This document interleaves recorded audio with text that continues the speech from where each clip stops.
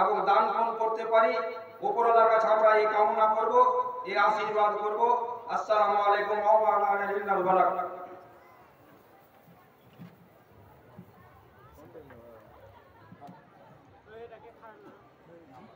না এতে হবে না, কম করে 5,000 টাকা দিয়ে হচ্ছে, কিন্তু এখানে আলহামদুলিল্লাহ স্পেশাল আপনাদের দেখেন, আল্লাহ আপনাদেরকে এমন একটা সম্মান দিয়েছেন যে সবাই আপনাদের উপরে একটা উম্মিদ রাখছে যে ওনারা এসছেন তো কি করবো, কম করে 5,000 টাকা এখন আছে, আপনি পরে ফোন পে করে দেবেন। কিন্তু আমি আপনার কাছে এটুকু প্রথম দাম যখন আমার হাতে, তো আমি ইনার কাছে বলবো 10 আর আপনার কাছে 5 লিখিয়ে দেন। পরে 80 পেটি জল দিয়েছেন 11,000 টাকা আর 2,000 টাকা, 11 2 11 13 তো 15 কম করে করে দেন, যেদিক দিয়ে হবে। হ্যাঁ ভাই, এটা কিন্তু এই জন্য তো সবাই ফের ওর দিকেই তাকাচ্ছে, এই জন্য তো মাথা ওই দিকেই সবাই থাকছে যে ওইটাই সবচেয়ে বড় গাছ। এই জন্য তো মানুষের নজরও ওই বড় গাছের উপরেই থাকছে। যা হোক, আমি আপনার রেখেছি, ওনারা না করতে পারবেন না। হ্যাঁ, 15,000 করে দিলেন, আপনার 5 আপনার 5 করে দেন। জি জি জি, আলহামদুলিল্লাহ ভালো আছেন, আমি খুশি। না পরে পরে করে দিবেন, পরে করে দিবেন 2-4 দিনে। না শুনেন, ফোন করে দিবেন।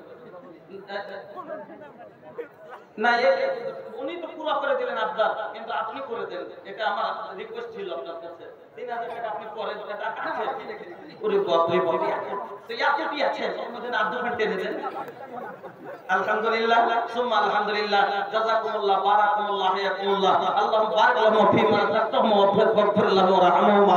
আয় আল্লাহ, আমার দুইজন আল্লাহ ভালো ব্যবসায়িক, আল্লাহ সমাজ সেবিক, আল্লাহ তোমার মসজিদের জন্য ওনারা শক্তি অনুযায়ী আলহামদুলিল্লাহ যথেষ্ট দান করেছেন।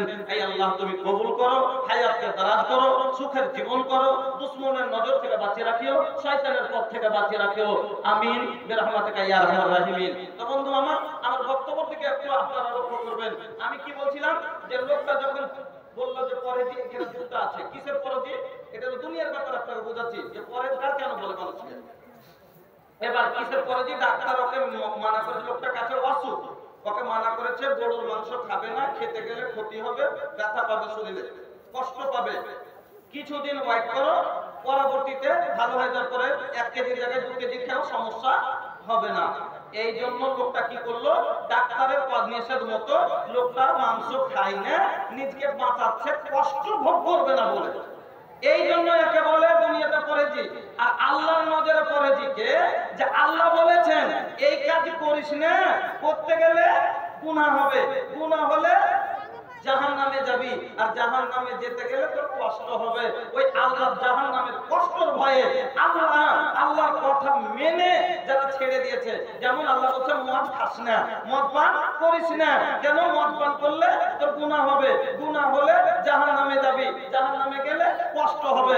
এই জন্য নিজকে মদ থেকে বাঁচিয়ে রেখেছে, ও এজন্য নিজকে সুদ থেকে বাঁচিয়ে রেখেছে। যে গুনাহ থেকে নিজকে বাঁচিয়ে রাখে একে বলে পরেজগার। একটা হলো এটা, আর একটা আমাদেরকে লক্ষ্য করবেন। আল্লাহ বলেন ইন্নাল্লাযীনা আমানু ওয়া আমিলুস সলিহাতি লাহুম জান্নাতুন। জান্নাত কার জন্য? যারা ঈমান আনার পরে নেক কর্ম করেছে। এবার ঈমান একটা লোক, আল্লাহ বলেন ইন্নাল্লাযীনা ইয়াখশাউনা রাব্বাহুম বিল গায়বি লাহুম মাগফিরাতুন ওয়া আজরুন কাবীর। যারা না দেখে বিশ্বাস স্থাপন করেছে, একটা দেখে বিশ্বাস করা, একটা না দেখে বিশ্বাস করা। আচ্ছা, একটা আমি দেখে চোখে দেখে বিশ্বাস করলাম, আর একটা না দেখে বিশ্বাস করা, তো অন্ধভক্ত কে হলো? অন্ধভক্ত কে? যে না দেখে বিশ্বাস করলো সে বেশি মানে বিশ্বাসী হলো। একটা লোক রাস্তা দিয়ে হেঁটে যাচ্ছে, হঠাৎ করে রাস্তার ধারে একটা বড় গহমার সাপ বসেছিল, যেমন ওখানে গেছে, আচ্ছা লোকটা পালাবে না, লোকটা পালাতে পালাতে পালাতে পালাতে, আচ্ছা লোকটা কি কোনোদিন পালাবে না? কিছুখানি যাওয়ার পর ফিরে দেখবে যে লোকটা সাপটা আসছে নাকি। যদি আসে আবার পালাবে। যদি আকবর আলী কাতলা মারি মাখনার ব্যবসায়ী, উনি 1000 টাকা, জাযাকাল্লাহ বারাকাল্লাহ হায়াকাল্লাহ। আমার দিকে বুঝবেন। এবার যদি সাপটা আসে আবার লোকটা পালাবে, যদি সাপটা না আসে লোকটা দাঁড়িয়ে যাবে, দাঁড়ার পর দেখছে সাপটা আসে না, লোকটা ওরে বাপরে এতক্ষণ তো শেষ হয়েছে, কি সাপ রে, এই বড় বেঁচে গেছে, খুব বড় বাঁচলাম, এই করতে আছে। আরেকটা লোককে দেখতে ওই রাস্তা দিয়ে চলে আসছে, লোকটা দূর থেকে লোকটা বলছে যে ভাই এই রাস্তা দিয়ে আসিয়েন না, একটা বিশাল সাপ আছে। লোকটার কথা শুনে রাস্তা ছেড়ে দিয়ে অন্য আইন ধরলেন, অন্য রাস্তা দিয়ে কেটে আসছে। তো এর হলো চোখের দেখা, ওর হলো কানের শোনা। তো বেশি অন্ধভক্ত কে হলো? যে না দেখে বিশ্বাস করলো। আল্লাহ রাব্বুল আলামিন বলছেন, আচ্ছা নবীকে সাহাবায়ে কেরাম দেখেছে, ওরা হলো বিশ্বাসী, ওরা দেখে পেরেছে, আমরা দেখেছি? আমরা না দেখে করেছি। আল্লাহকে দেখেছি, দেখিনি, আল্লাহকে না দেখে বিশ্বাস করেছি। আল্লাহর জাহান্নাম চোখে দেখিনি, বিশ্বাস করেছি। আল্লাহর জান্নাত চোখে দেখিনি, বিশ্বাস করেছি। কবরের আযাব এখনো বুঝিনি, বিশ্বাস করেছি। কিয়ামত হবে এটা এখনো হয়নি, হতে দেখিনি, তবু বিশ্বাস করেছি। এই জন্য আল্লাহ রাব্বুল আলামিন বলেন, ও বান্দা যারা আমাকে না দেখে বিশ্বাস করেছো, লাহুম মাগফিরাতুন, তারাই ক্ষমা পাবে, লাহুম মাগফিরাতুন, তাদের জন্য বকশিশ রয়েছে, ওয়া আজরুন কাবীর, আর সব বড় বদলা রয়েছে। আমার বন্ধুরা, তবে আমি এখানে যেটা কথা আপনাকে বোঝাতে চাইলাম, যে যারা নেক কর্ম করবে ঈমান আনার পরে, আল্লাহ রাব্বুল আলামিন বলেন যারা ঈমান আনার পরে নেক আমল করবে, লাহুম জান্নাতুন, জান্নাত হলো তাদের জন্য। জান্নাত যাওয়ার জন্য ঈমান শর্ত। এই যে সামনে রমজান আসছে, গায়ের মুসলিম নেতাগুলোকে দেখিয়ে বড় বড় ইফতারি দেয়, দেয় কি দেয় না? তবে আর এটা তো নেকির কাজ না, তো জান্নাতে যাবে নাকি?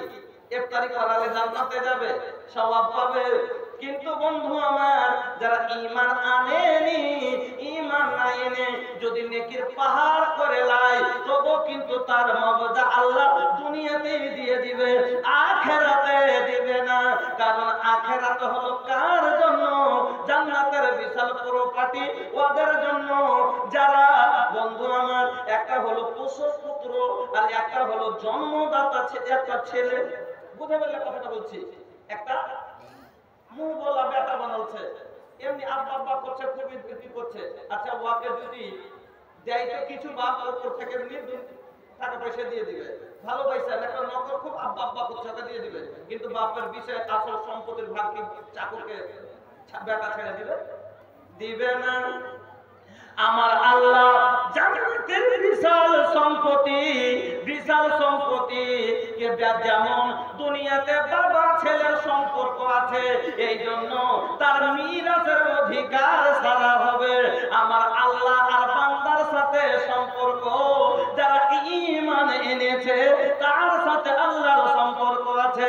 এজন্য জান্নাতের এই বিশাল সম্পত্তি তারা ঈমানদারকে দেবেন আল্লাহ, কোনো বেঈমানকে দেবে না।